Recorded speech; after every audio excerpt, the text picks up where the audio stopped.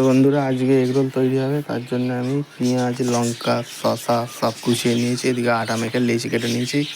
দোকান থেকে ফাটা ডিম কিনে এনেছি, কত সুন্দর করে কুচিয়েছি দেখো। এই যে আটা লেচি কেটে এবার রুটি বানিয়ে নিচ্ছি। আমি নিজে কাজ নিজে করতে ভালোবাসি, তাই কাউকে করতে দিই না, নিজেই বানাচ্ছি। তোমরা পুরো ভিডিওটা দেখতে থাকো, তাহলে বুঝতে পারবে।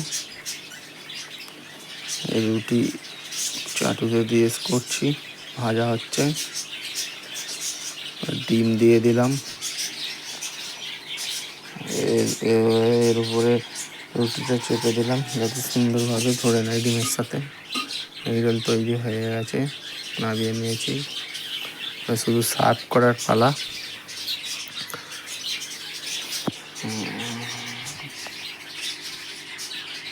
কাগজ কেটে নিচ্ছি,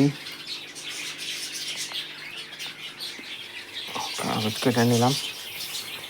এগুলোর ওপরে প্রথমে পেঁয়াজ দিয়ে দিলাম, কোনো অসুবিধা হচ্ছে তার জন্য ওই কাঠটাই নিয়ে নিলাম। পেঁয়াজ দিয়ে দিলাম প্রথমে, তারপর লঙ্কা দিয়ে দিলাম, অল্প লঙ্কা দিলাম, তারপর শসা দিয়ে দিলাম,